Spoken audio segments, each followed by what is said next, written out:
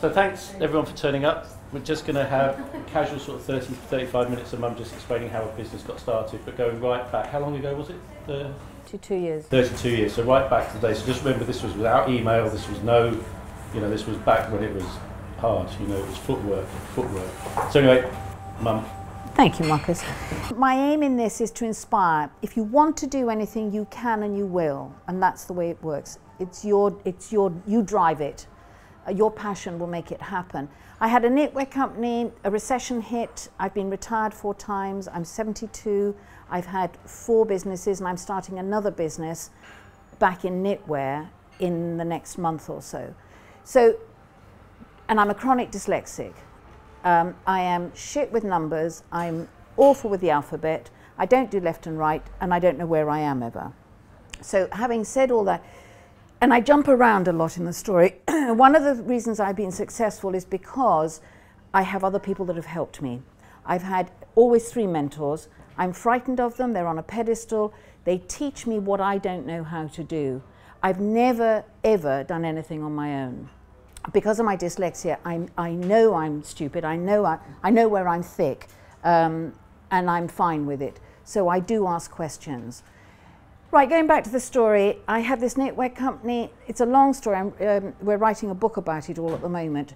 And I decided, I was about to become a single mother, and I decided I wanted to live in North Wales. I come from South America. My Spanish is my first language. So out of the blue, I got myself, it took me 3 years to get myself on my own to North Wales. For purely emotional reasons. I just wanted to live by mountains and rivers and that. When I got there, my intention was not to start another business. I wanted to be the archetypal mother because I thought that any second my kids were going to leave home and I was going to go, whoops, I missed all the parenting side of life. So when I was there, again, it's a long story, I'm just going to jump. I have never had a B plan for businesses because I'm only clever enough to have an A plan. And my businesses have always stopped overnight. It's been for a taxation reason. The government put a tax on some chokers I made. I lost it overnight. Fashion-wise, with my knitwear, that was a slower death because of the recession. And when I got myself to North Wales, I was going to start knitwear again, and I fucking hated knitwear. I mean, I loathed it, and I didn't want to bloody do it anyway. So then I decided I'd make some chutneys. And I decided I'd always had outworkers, and I'd always had teams of people working for me when I was down south. So I decided I'd do chutneys on my own. So I made some chutneys, and I put them in a jam jar, a honey jar, put patchwork lids on them, material patchwork, which is why the company's called Patchwork Traditional Foods now. And they didn't sell. They didn't work. I couldn't afford to use the shopping for the ingredients and have ingredients lying around, etc., and the product not selling. So this is the important bit, and I've done this if you get to reading my book or ever hear me do a whole talk, it has happened to me many times. They weren't selling, so I went to the guy who owned the place, the restaurant where I was selling them, and I said, what can I do? Because these aren't working. And he said, I don't know, go in the kitchen. So I go into the kitchen, and the woman in the kitchen says to me, the cook in the kitchen says, can you make some pate? What do I say? I say yes. I fucking know nothing about pate 4 years ago. I'd never eaten it, I'd never made it, I didn't know what the ingredients were, I didn't know where you ate it, when you ate it, nothing. So I went, before Google, before everything. So went home, and Jenny and I looked up a recipe book my mother had given me, and chicken liver brandy and herb came up. Bought the ingredients. Going back that many years, buying the ingredients was like a challenge in itself. And so, having bought the ingredients, I took £5 from housekeeping, or sorry, £9 from housekeeping, and made a steady £5 a week. I was happy. The children were at school, I was divorced, I was a single parent. Everything was as I'd envisaged it and wanted it to be. So everything was going fine, and then the £9, as I said, made me £5. And then the guy who owned the restaurant put his arm on my shoulder one day and said, I've got some bad news for you. And I went, oh, and I cried, because I do cry when things go tits up for me. So I cried, and he said, we can't buy the pate anymore because the auditors came in last night, and they say that I must never buy pâté from you again. So that's again, like all the other businesses I had, they finished overnight. I didn't have a lead time to get my act together. So, but I've always needed to earn. I've earned my own mortgages, plus loads of other people now that I've employed over the years, for at least 48 years since Marcus was 2. So what happened then was I cried, and he said, don't be silly, it's a good product, go and sell it in the nearest town. And I went, no, you don't understand, I don't want to start another business. And then I thought, you stupid cow, what do you mean you don't want to start another business? You fucking need to. The reason you're doing it is because you need to earn the money. And also bearing in mind that I was brought up in South America where I was meant to be a kept woman. The fucking movies told me I was going to be a kept woman. My upbringing didn't happen. I earned my own living all my 48 years now. So anyhow, so then excuse my swearing, I didn't ask. I normally ask first of all if it's offensive. And if it's offensive, then I don't fucking care either. I still go on. So anyhow, forgive me. So then what happened was that I made 5 sets of samples. And I'll say to you again, over and over again, never are you free of shitty times. You always, and if you ever think it's going to get better when, it may get better when for 5 minutes, for a year or a bit, but it's like this, it's like that. But we are working for ourselves. That's the important part of this. It's our choice whether we get off our asses and make things happen or not, as opposed to being employed and fired and having to find another job. That's the way I look at it. So quickly back to the story. So I made some 5 sets of samples, and due to my knitwear days where I'd been with people like Paul Smith was an agent for mine, and I had Harrods were customers, and the Selfridges and I knew how to sell. But if I say to you now, and please believe me, I am shit scared of selling. Listen to me, I can talk, I do 5 of these a week and I'm fine. But selling means I can be rejected. You're not going to reject me, are you? Because you're not going to reject me for talking here. But if I was coming to sell you something, you could go, no, I don't think so. That's a rejection. And I still find that a problem. And the reason I find that a problem is because rejection, in every time I've gone out selling, I have to sell to pay my mortgage. So when somebody says no, they're saying no to my mortgage, no to my children, no to my food, no to, no to, no to. So it's always been difficult. And I just jump around here and say to you, I have retired many times.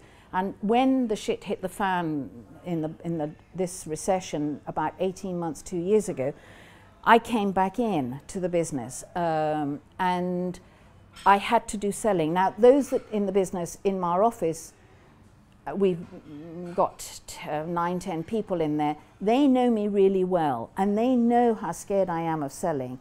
I sharpened my pencils, literally, I shifted paper. I squirmed and squirmed day in, day out, until I finally made the first phone call. I had a database to go through. When I'd made that first phone call, I then became obsessed, because then it was a question of nobody would say no to me because I needed to find the sales. So I'm driven once I get off my arse, once I get going, once I can in competition with myself, once I've got a database and I've done 10, and say 10 have said no, it's like whatever, still keep going. I'm going to jump and tell you a really amazing story about a grandchild of mine to do with persistence. He wanted a new set of, this is Max, a new set of football boots, and they were going to cost 150 quid, and his parents said, hang on a minute, the ones you've got are fine. He said, no, I want these. So they said, right, will you find a way of earning? So he went, this is a 13-year-old, he went into the garage, picked up a sand bucket, a child's sand, this is a story for you, for all of us, picked up a sand bucket and a sponge, went out and charged £5 for cleaning cars. If the wheels were dirty, because he had to change the bucket, he charged an extra £1 for the wheels that were dirty. And if the whole car was dirty, he then charged another £1 if the whole car was dirty. So he earned himself 50, 60 quid in a day or two, and everything was fine. And then my son was going home and found him in a mess and said, what's wrong? He said, I've had too many no's today. And my son said to him, don't worry, it's fine. You've had your 50, 60 quid, go out tomorrow. And he went, no, I'm not going to let them say no to me. And he got off his ass, picked himself up, sorted himself out and went and earned the 150 quid within the next 24 hours or so and bought himself the boots. And that, if a 14, 13-year-old can do it, we can all do it. And that's the kind of driver that you have to make a thing go. I will jump in here and say to Kriebers in Tavistock, they're called the Harrods of the North. South, sorry, Harrods of the South. Thank you, Jenny. Dyslexically, north-south, it's Harrods of somewhere. And again, what happened there was, when I went to go and sell to him, and I was told it was important, and we cover the country in products now for the last I don't know how many years, that he was an important customer to have. And the bastard kept saying no to me, no to me. 8 years they said no to me. And I went in one day, and they're dressed in there with morning coats and handkerchiefs and tails and the whole bloody 9 yards. And there was this smart man, and I went in and he said fucking no to me again. So I grabbed him by the sleeve and I dragged him to the... I don't suggest you do this, by the way. I'm just telling you how I did it. Because I had nothing to lose. He'd already said 8 years of effing no's to me. So I grabbed him by the sleeve and I took him to the counter and I said, why? I said, just move the cheese there, move that, you can put the pâté down there. And he went, all right. I went, for fuck's sake, what took you 8 years to say yes? So that persistence got me there. When he retired, he rang the office to find me some years later. Remember this, over 32 years. Some years later, rang up to thank me personally for helping him make one of his best business decisions. How cool was that? So that's the kind of persistence. Back to the story. So I'm making the 5 sets of samples of pâté, and I've learned through the knitwear how to find my buyers. Do your homework beforehand, find out who the buyers' names are, etc., and find out the appropriate buyer for the product that you're trying to sell, not the buyer for the... We've made many mistakes in our time, and now we drill down till we've got, especially if you do shows, they send out the lavatory cleaners and all the rest of it, and they come all Billy Big Balls to the go, I'm the whatever, and you go, do you do the buying? And they go, well, no, not actually. And then you find it's like 3 people removed for them. So do get your right buyers. So anyway, so I got my right buyers in the various 5 places in Llangollen near me, and I couldn't get out the car. So I came home and put them back in the fridge and thought, that's all right, I can go out tomorrow. So tomorrow, and remember the reason for me for this was because I'd lost my business overnight, and if one of those 5, I only wanted one, if one of those 5 didn't say yes, I was history, financially. I mean, I needed the money. So I went out the second day. I still couldn't get out the sodding car. I was still too frightened to get out the second day. So on the second day when I got home, I said to Jenny, right, be an angel, come with me, drive, sit me in the passenger seat, and do not, again, use people. Doesn't matter what your fears are, use people, use your kids, use anybody. I don't mean yet use your kids to go, but use your kids to sit in the car and tell them, make me get out the car. Use people, whatever it is, whatever it takes, make it happen. So then what happened was, Jenny came, she got me to get out the car, I delivered my sets of samples.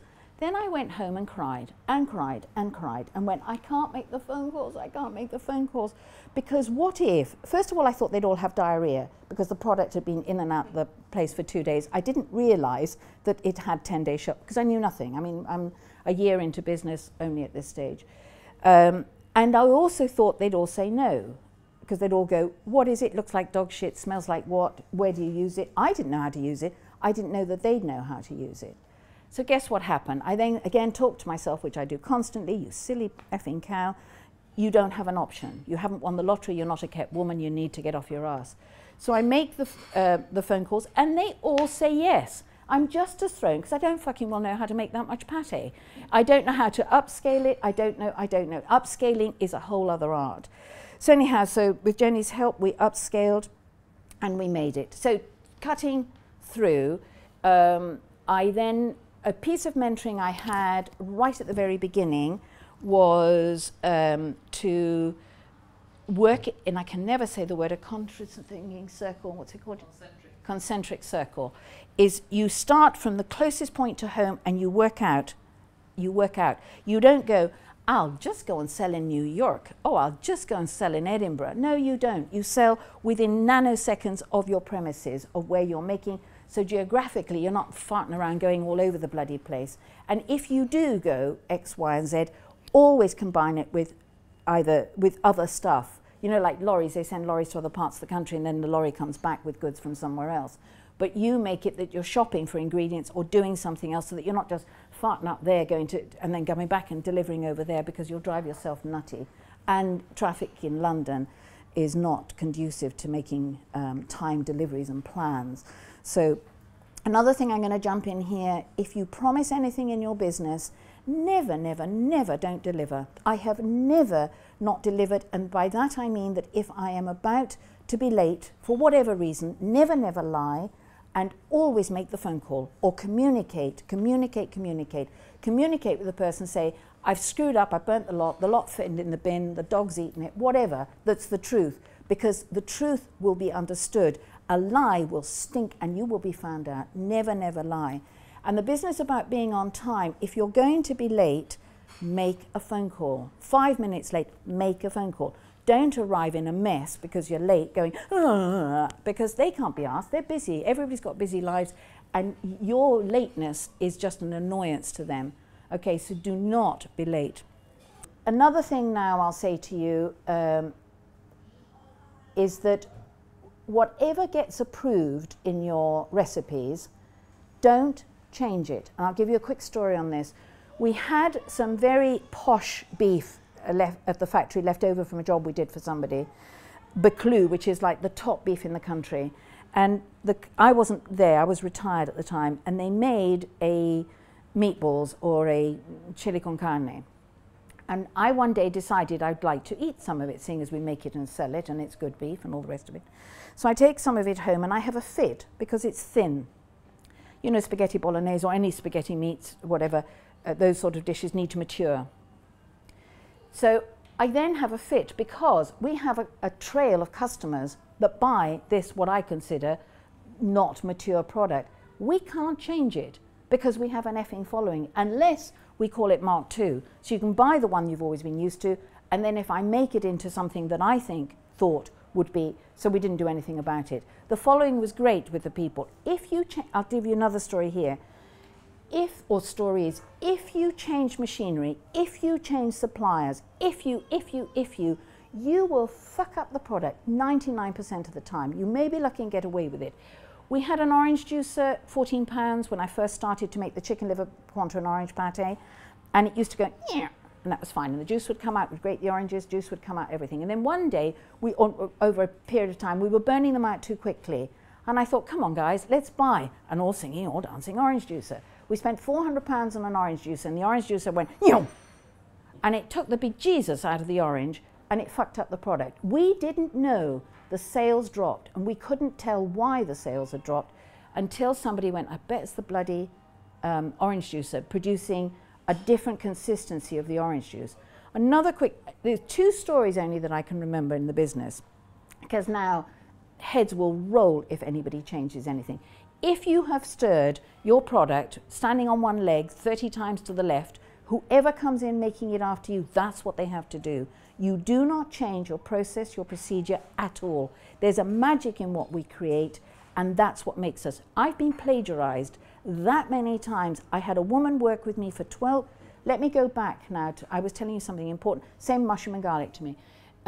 I had a woman who worked with me for 12 years. She bought the ingredients, she made the product with me, she invoiced it, she knew all the suppliers, she knew everything. She left me and she then went off and plagiarized the product, including the database. So she made the identical product in the identical containers, went to all the identical customers, and the customers thought that because she was phoning and selling the same product, that it was from me, until obviously the shit hit the fan and all the rest of it. But the important point about this is she never made the product in any way that was like ours. Everybody knew it wasn't ours. They couldn't work out what the thing was. If I had in here, I keep going back to spaghetti bolognese, if I had a class here and I was making spaghetti bolognese and you all had identical ingredients, identical pans, identical gas, I would have a completely different meal from all of you. So when you get so never change. Now the part of this that's important is that when you have help, one of the things I do a lot of mentoring for all sorts of companies, not just food, but all sorts. And the biggest creative people and The biggest passion and confusion and what have you that people have is, oh my God, nobody's going to make it like me. Yes, they are. I tell you how they're going to make it like you. First of all, when you're just growing the business, get somebody else to shop, hoover, clean the car, put petrol in it, do the odds and sods around you, feed you, do whatever, whilst you keep stirring or making your products. Then when you've pissed off with that, because the house, in my case, the house was absolutely full of everything, and the upstairs and everywhere was full of the smell of chicken livers and all the rest of it, was I then moved to a factory. What you do when you're bringing somebody else in, you're bringing a neighbour, you're bringing somebody. Mothers are incredible. They're our latest source of employing people. Mothers in school time, they're more intelligent, I don't know, but they are. I'm just on PC what I'm about to say, but they're more intelligent. They know how to juggle 10, 20 things at once. And we've got 27 people we employ at the moment, and 3 of them are mothers, school-time mothers. But what you do is they shadow you identically. If you, as I are joking apart, you stir something this way, don't let them stir it that way. I'm being stupid, but you get my point. Whatever magic you have, that has to be repeated. And do not let them come in and go, which we did at the beginning. What do you mean you're doing that? Why don't you do it this way? You know, coming in sort of being all Billy Big Balls to me. And I thought, oh yes, of course you must know more than me, because it's only me and I'm thick and I'm stupid. So we'd let people make changes. Now, nothing, it's written verbatim, but it's shown, try, do. And you let somebody wash up first of all, because washing up is really important. You don't wash up well, you fuck up the whole business because of the obvious hygiene things. So you get somebody to help you right the way through doing everything. And then when you trust them, you get them to stir, cut, chop, whatever, clean up around you, and then help you to cook. And we've done that now, and over the last, I don't know how many years I haven't cooked for now, but everybody follows the procedure. We supply British Airways first class and business class. We supply all the independent trade. We don't do the multiples for reasons that I don't need to talk about. So our thing is to be consistent with the product, mind-blowingly consistent with the service you give. If your label is crooked and you're not happy, don't fucking send it out. Don't send it out. Peel it off, bin it, start again. Never make an apology for a delivery. Why do they want to know that you had your kids up all night or that you were sick all night? The customer, your customer, doesn't want to know any of that. Your customer just wants the product because she's been up all night with somebody else sick or whatever. So you need to make their lives as easy as possible. And the thing that we're known for is that, I'm going to go somewhere else with this now. An interesting thing in life, in the universe, is that if you play your cards right and work right, you will attract people like yourself. My company, it has 27 people, not exactly like me, but of the same passion as me. And when people come in, our area commercial bank manager for North Wales came in the other day and for the umpteenth time said, this place is incredible. The feeling in this building as you walk into it, it's 10,000 square feet, so it's the size of all of that and all of this. But that feeling is everywhere. And if you have people that come to help you and you ain't getting on with them, do not have them. It's as I say, if the person on your pillow ain't working, then change it. If somebody in your business is coming in and it's not right for you and they're not right with the product, don't keep them, because you need that passion to be from everybody all the way through. And if I can do it, you can do it. And I've done it. I don't fire people. They go because they're uncomfortable. I'm a mind-blowingly honest person. I will not tolerate lies from anybody, anything, anywhere, grandchild or anything. Because one lie that somebody's comfortable to tell, where will they stop in your business? Will they phone up somebody? Will they tell a lie? Will they screw up what you've built? And it takes you forever to build something. It takes a fucking nanosecond to knock it down. It takes, and then that, stupidly, the universe will spread that much faster than the good. The good's the good, yeah, whatever, you're good. But if you're bad, everybody gets off on it. So be good, be good, be good. So going back now to, I'm even anal about the business of service, that when statements get sent out, I remember The reason for the service is that customer is receiving one product from you. I'm going to say it differently. It's the same thing I'm trying to say. I'm going to give it a different way. 100 envelopes are being sent out for statements, and 2 or 3 of them are jagged. It's like, oh, fuck it. You know, I've done 90 of them all right. These last 2 or 3, who cares? It will look fine. One person's going to receive that shitty envelope. One person's going to see the stamp or the franking thing is crooked, or that the envelope has been put in. For instance, I see my, and I brought this specially, see my arse in the business over that. Can you see what I'm talking about? The white edge? I'm incensed by that.